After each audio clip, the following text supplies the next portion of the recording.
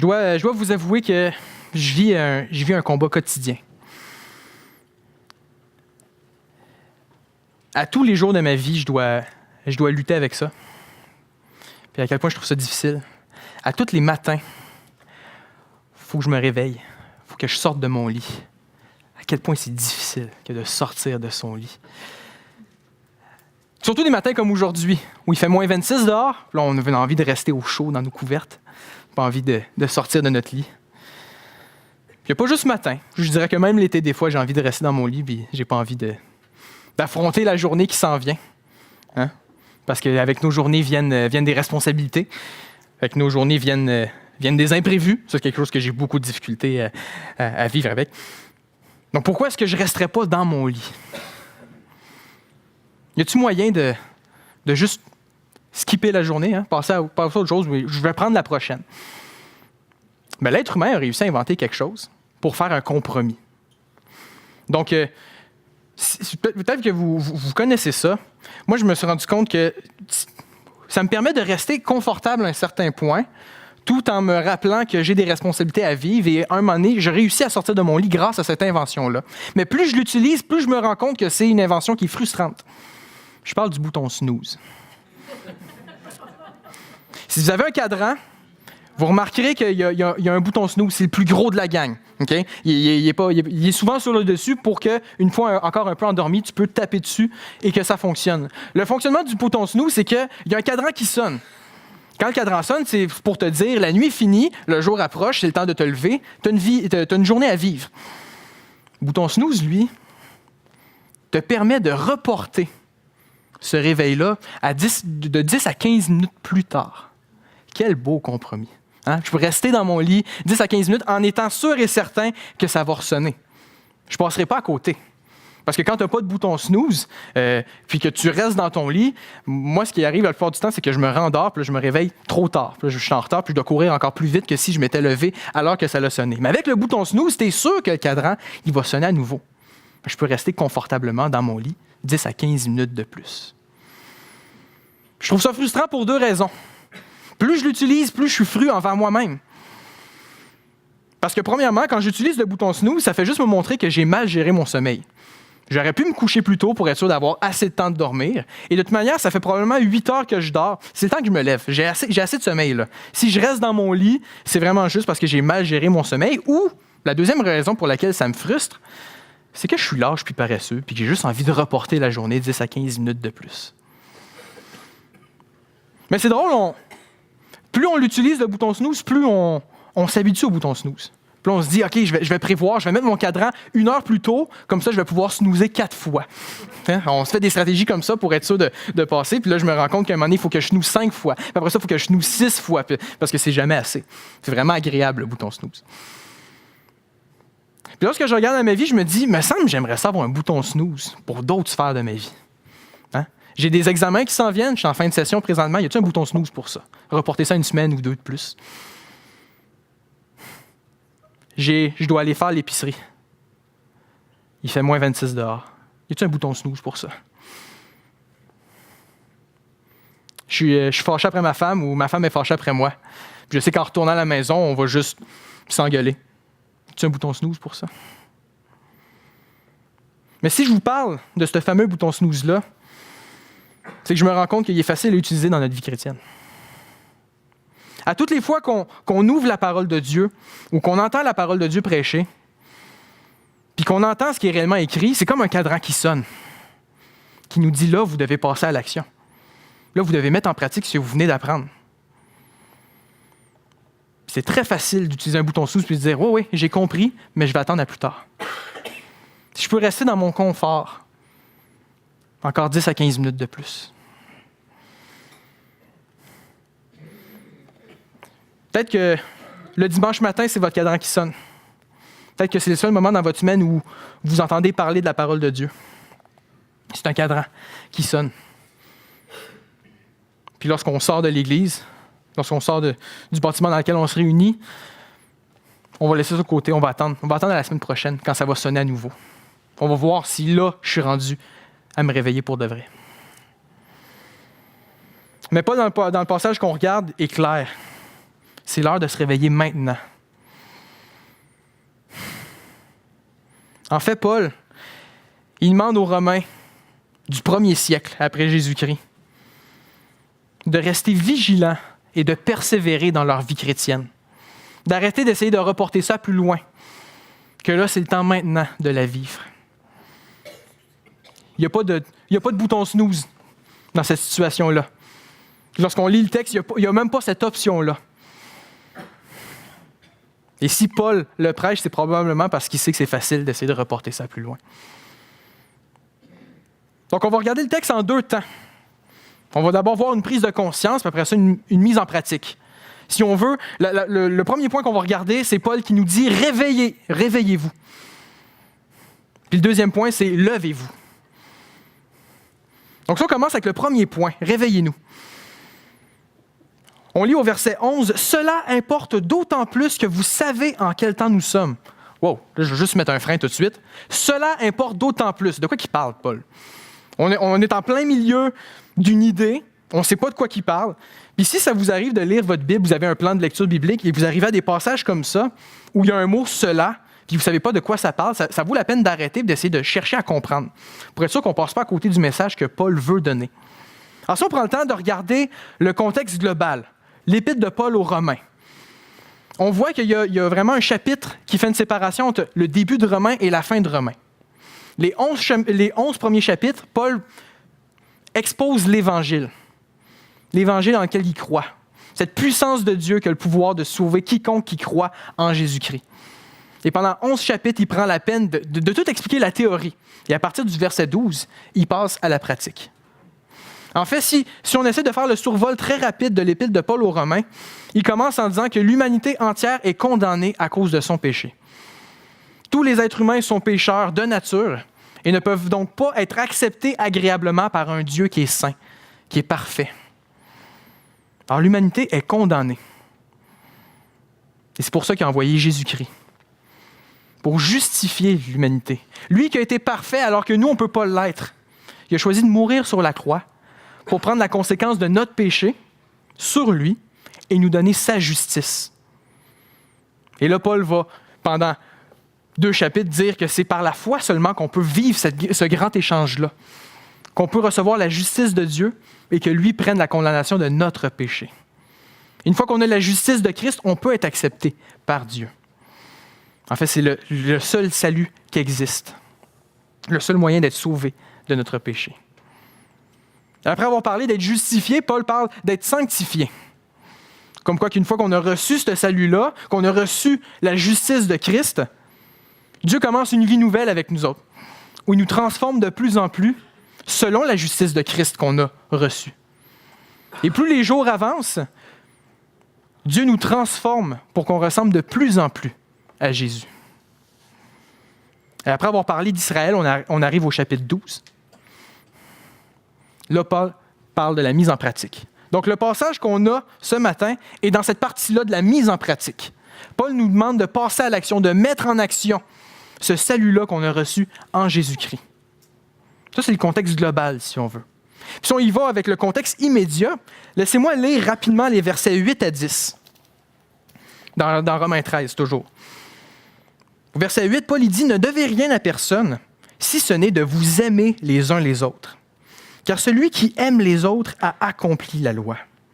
En effet, les commandements, tu ne commettras point d'adultère, tu ne tueras point, tu ne déroberas point, tu ne convoiteras point, et ce qu'il peut y avoir encore, se résument dans cette parole, tu aimeras ton prochain comme toi-même. L'amour ne fait point de mal au prochain, l'amour est donc l'accomplissement de la loi. » Et là, on arrive à notre passage, « Cela importe d'autant plus que vous savez en quel temps nous sommes. » Le « cela » fait référence à cet amour-là. Le fait d'aimer notre prochain comme on s'aime nous-mêmes. Cette nouvelle éthique qui est accessible en Jésus-Christ. En fait, si Paul nous dit qu'on peut aimer notre prochain, c'est parce qu'on a été aimé de Dieu d'abord. Paul a passé 11 chapitres à dire à quel point Dieu nous a aimés. Alors qu'on était condamnés, il nous a envoyé Jésus-Christ. Et lorsqu'on reçoit cet amour-là, ça déborde et ça se déverse sur ceux qui nous entourent. On peut aimer nos prochains. Et cela importe d'autant plus que vous savez en quel temps nous sommes. Est-ce que vous savez en quel temps nous sommes? Paul il va prendre la peine d'expliquer en quel temps les Romains y étaient au 1er siècle, après Jésus-Christ. Et on peut voir que les temps dans lesquels ils étaient peut se résumer en 3 points. Premièrement, les Romains étaient dans des temps de sommeil. Puis on voit ça, si on continue au verset 11, après les 2 points, si vous êtes dans la version second, ça dit « C'est l'heure de vous réveiller enfin du sommeil ». Ça, c'est le temps dans lequel nous sommes. On est dans un temps de sommeil, les gens dorment. Pas que les gens dorment dans leur lit d'une manière littérale. C'est une métaphore ici que Paul emploie pour dire que les gens ne sont pas conscients des choses de Dieu. Les gens ne sont pas conscients qu'ils sont condamnés à cause de leur péché. Les gens ne sont pas conscients que seulement Jésus-Christ qui peut les sauver. Les gens dorment. Les gens, ils passent à côté. Puis Paul, il dit, il faut qu'on se réveille de ces temps-là. Il faut qu'on sorte de ce sommeil-là. Parce qu'on est dans des temps de sommeil.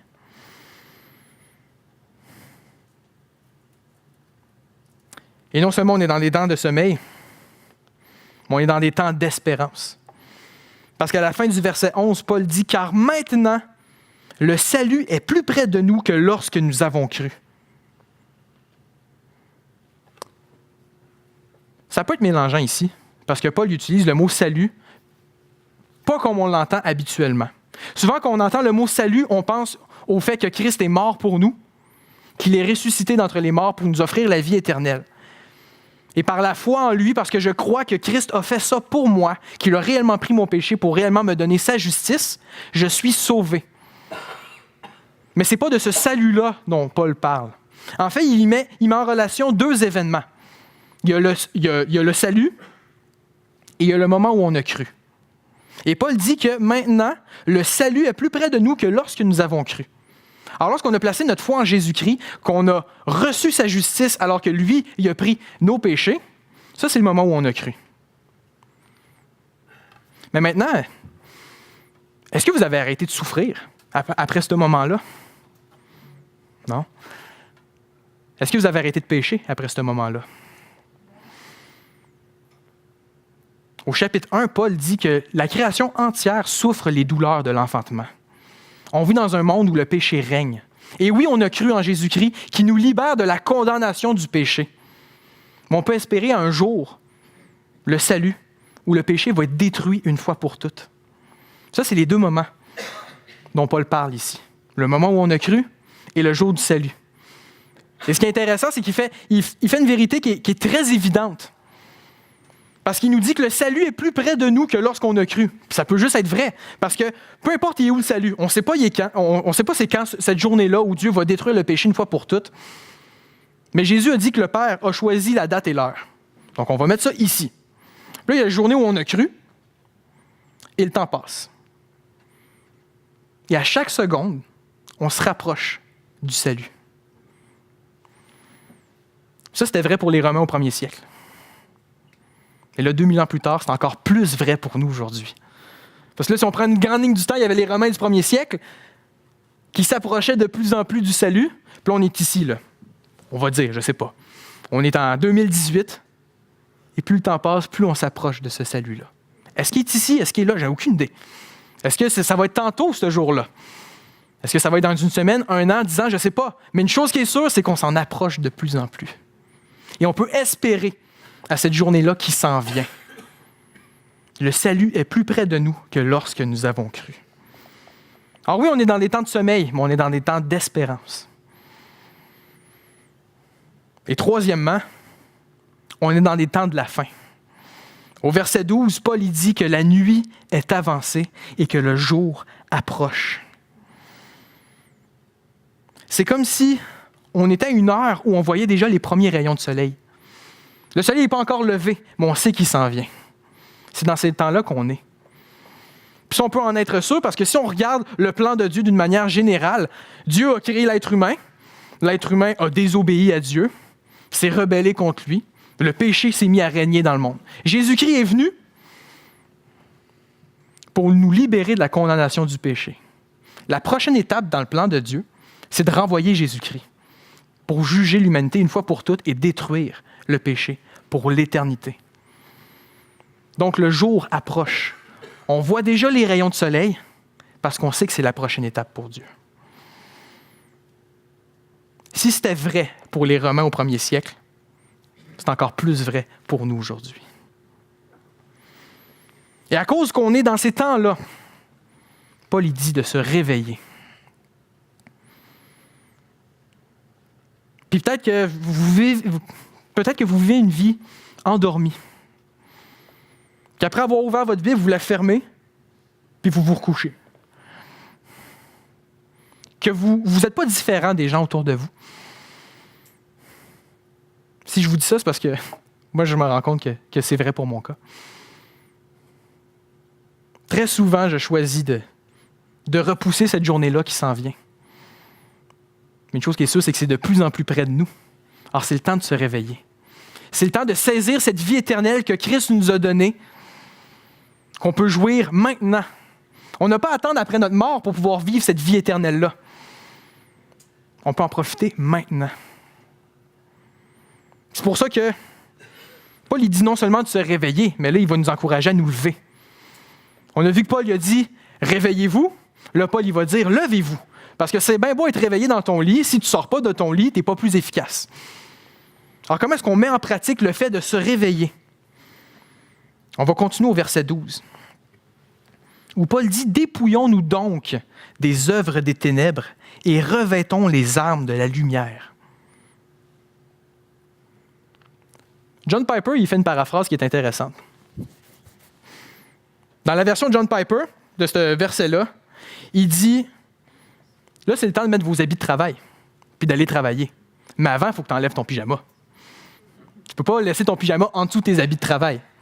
Puis tu ne peux pas aller travailler en pyjama.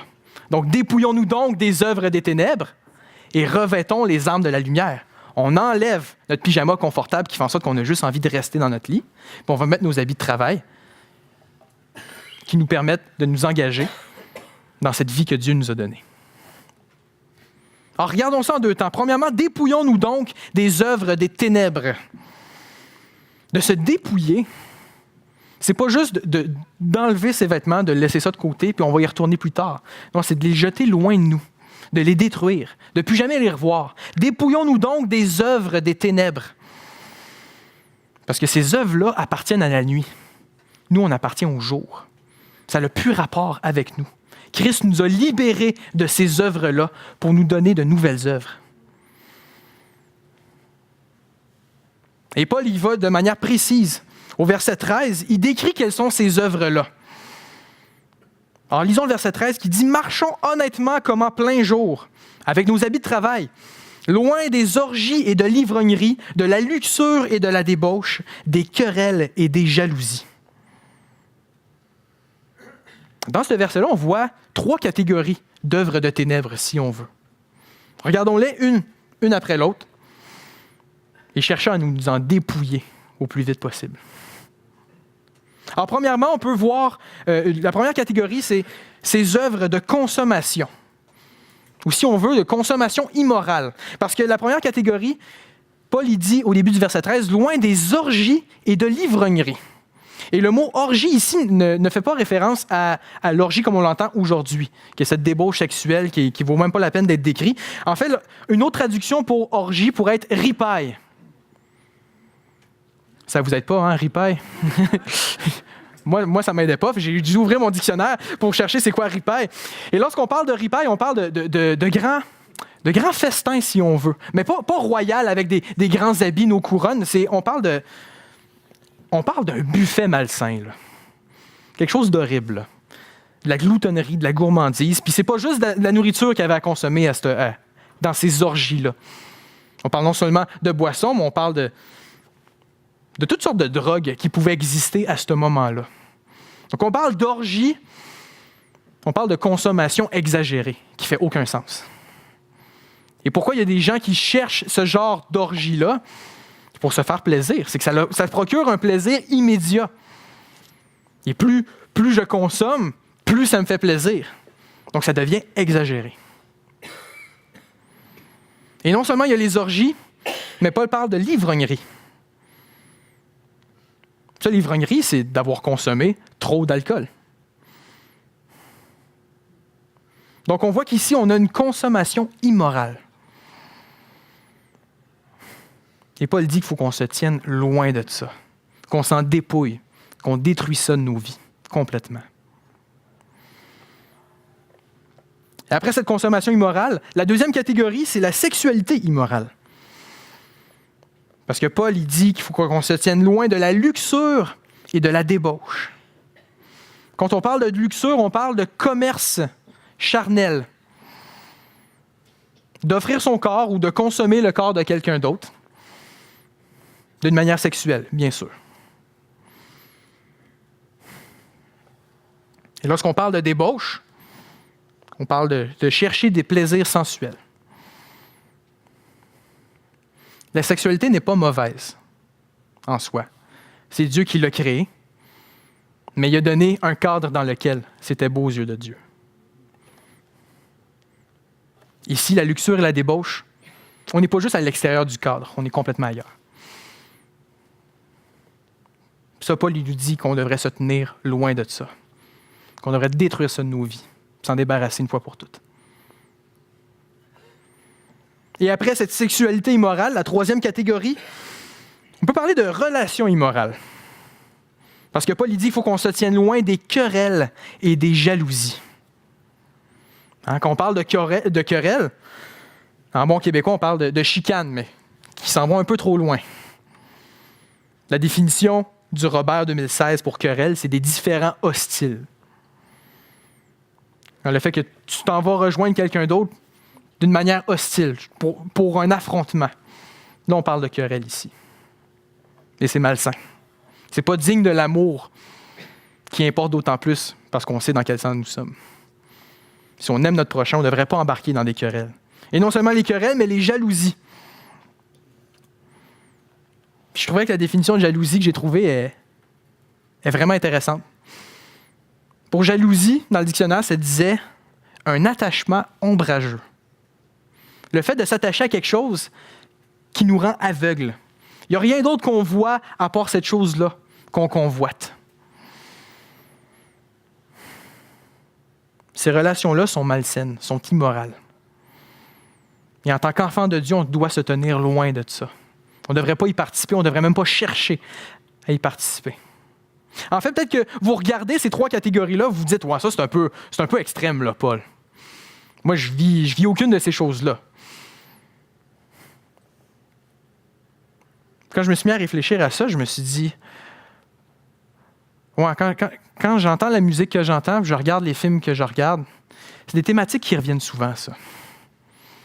Puis je me dis, si c'est pas moi qui le fais, c'est tolérable. Ça, c'est un faux raisonnement. Paul, il dit qu'on devrait se dépouiller de ça, pas juste le laisser de côté. Il dit, marchons honnêtement comme en plein jour, loin de ces œuvres des ténèbres-là. Parce que nous, on n'appartient pas à la nuit. On appartient au jour. En nous sauvant, Dieu a fait de nous ses enfants, un peuple mis à part pour lui. Alors, dépouillons-nous donc des œuvres des ténèbres. Et ce qui est encourageant, c'est qu'on ne fait pas juste enlever notre pyjama pour rester nu. Non, on a des armes dont on doit se revêtir. Et comme on a vu au verset 12, ça dit de revêtir les armes de la lumière.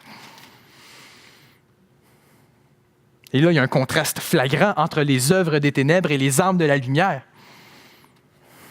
C'est pas juste des œuvres mâles, puis tu vas te revêtir d'armes qui sont un peu meilleures. Non, on parle de les ténèbres, et là, tu vas revêtir les armes de la lumière. La question qu'on peut se poser, c'est quelles sont ces armes-là? Malheureusement, Paul n'en parle pas ici. Et il s'adresse à des chrétiens qu'il n'a jamais rencontrés de sa vie. Donc, on peut prendre pour acquis que les chrétiens savent quelles sont les armes de la lumière. Est-ce qu'on connaît les armes de la lumière? Je ne vais pas vous laisser dans l'ignorance comme ça. Je vais aller vous montrer. Tournez avec moi, gardez un doigt dans Romains. On va aller dans 1 Thessaloniciens, au chapitre 5.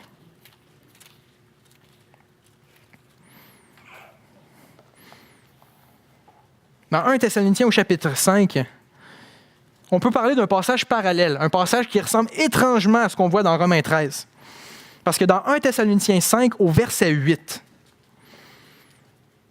Paul il dit aux Thessaloniciens, « Mais nous, qui sommes du jour, soyons sobres, ayant revêtu la cuirasse de la foi et de l'amour, ayant pour casque l'espérance du salut. »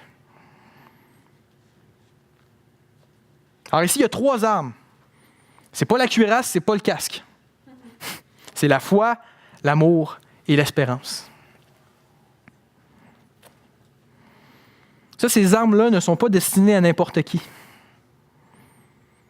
Quand on parle de foi, d'amour et d'espérance, c'est pas ces beaux mots-clés qu'on peut voir autour de nous. J'ai déjà fait du porte-à-porte au Nouveau-Brunswick, puis devant l'entrée de la maison, c'était écrit « Faith, Hope and Love ». Foi, espérance et amour. J'ai cogné à la porte, puis j'avais envie de leur demander « Qu'est-ce que ça signifie pour vous, ça? » Il n'y a jamais personne qui a répondu. Donc, on ne saura pas c'est quoi le reste de cette histoire-là. Mais ça pour dire que c'est des mots qu'on entend à gauche, à droite. Est-ce qu'on en comprend la signification? Est-ce qu'on en comprend la portée? Est-ce qu'on en comprend l'utilité? Alors, rapidement, parce que comme Guillaume l'a déjà fait, Guillaume Bonenfant, ses dernières prédications adressaient justement ces 3 armes-là, donc je ne suis pas là pour prêcher derrière lui. Mais juste ici, on revient en Romains 13 et qu'on regarde la foi, l'espérance et l'amour. En quoi la foi peut être une arme dont on peut se revêtir? Mais en fait, la foi, d'abord, en Jésus-Christ, c'est ce qui nous permet d'appartenir à la lumière, qui nous permet d'appartenir au jour. Par la foi, en Jésus-Christ, on est libéré de nos péchés. Et Dieu fait de nous ses enfants. Et par la foi, déjà, on a quitté ce monde-là pour rejoindre un nouveau monde, pour saisir la vie éternelle. Et là, ce n'est pas qu'une fois qu'on a cru, on passe à autre chose. Non, la foi est encore nécessaire. De croire que ce que Dieu dit vaut plus que ce que le monde dit. De croire que ça vaut la peine d'obéir à Dieu. Non pas parce que je suis assez fort pour obéir aux œuvres de Dieu, mais parce que Jésus-Christ m'a libéré de mon péché et me donne la capacité d'obéir à Dieu. La foi en lui est une arme qu'on doit utiliser, dont on doit se revêtir. L'espérance. Guillaume l'a bien défini la semaine passée, l'espérance. C'est d'attendre avec hâte quelque chose qui nous est assuré. Et ça fait écho avec le salut qui s'en vient. Le jour approche. Et lorsqu'on espère en ce jour-là, une fois que le péché va être détruit, une fois pour toutes, ça nous permet de reconsidérer comment on gère nos problèmes ici-bas, en attendant que Dieu revienne, en attendant que Jésus vienne juger l'humanité entière pour son péché. Je peux continuer d'espérer. Ceux qui n'ont jamais cru en Jésus-Christ ne peuvent pas avoir cette espérance-là. Parce qu'ils sont encore pris avec leur péché, ils vont être jugés pour leur péché. Mais parce qu'on a cru en Jésus-Christ, on est libéré de la condamnation du péché. Et là, on fait juste attendre le jour où on va être libéré de la présence du péché. L'espérance. Et finalement, l'amour. Cela importe d'autant plus que vous savez en quel temps nous sommes. Cet amour-là, qui ne vient pas de nous, qui n'est pas émotionnel, ce n'est pas quelque chose qui va et qui vient. C'est un choix, le fait de se sacrifier pour les autres. Et la preuve ultime, c'est Jésus-Christ. Jésus-Christ qui s'est sacrifié alors qu'on était encore des pécheurs. Cet amour-là que Dieu nous a donné, qui est censé déborder. Et de répondre non pas le mal par le mal, mais de répondre au mal par le bien. D'aimer notre prochain comme on s'aime soi-même. L'amour aussi est une arme incroyable.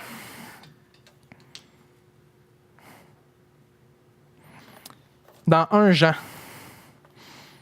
pas obligé de tourner, Jean il dit « N'aimons pas en parole et avec la langue, mais aussi en action et en vérité. » Puis Jésus lui-même qui disait que lorsqu'on aime notre ennemi, c'est des charbons ardents qu'on accumule sur sa tête. L'amour est une arme. Mais elle n'est pas puisée en nous, elle est puisée en Dieu. En fait, la foi, l'espérance et l'amour se trouvent en Dieu. Et c'est pour ça qu'au verset 14, Paul il dit, mais revêtez-vous du Seigneur Jésus-Christ. Vous vous êtes débarrassé des œuvres des ténèbres. Qu'est-ce que vous devez porter? Jésus-Christ. C'est lui qui vous a réveillé du sommeil. C'est lui que vous devez vous revêtir. Encore une belle image pour dire que c'est Jésus-Christ qui doit nous entourer si on veut, qui doit diriger chacune de nos actions, qui vient décider quelles sont les choses qui sont prioritaires et celles qui ne le sont pas. D'être complètement contrôlé par Jésus-Christ, d'être submergé par lui, de voir rien d'autre que lui. Et en fait, Paul, il rajoute à ça en disant, à la fin du verset 14, « Et n'ayez pas soin de la chair pour en satisfaire les convoitises. » Souciez-vous même pas de ce que votre chair veut.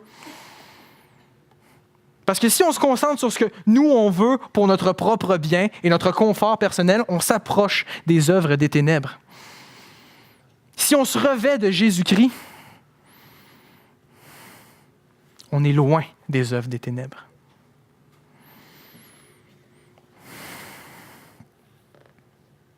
Le passage qu'on vient de voir, c'est un cadran qui sonne. Est-ce qu'on est réveillé? Ouais. La question la plus importante, c'est est-ce qu'on est prêt à se lever?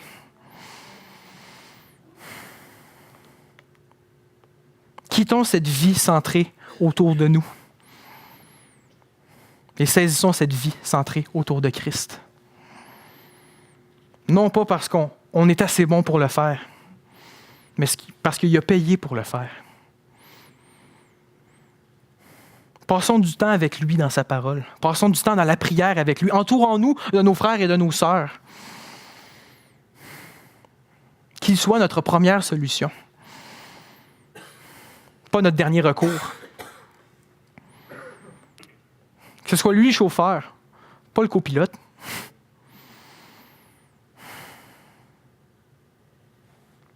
Lorsqu'on se revêt du Seigneur Jésus-Christ, non seulement il est notre Sauveur, mais on fait de lui notre Seigneur. Alors levons-nous avec sa force, son amour, parce que cela importe d'autant plus que nous savons en quel temps nous sommes. Prions.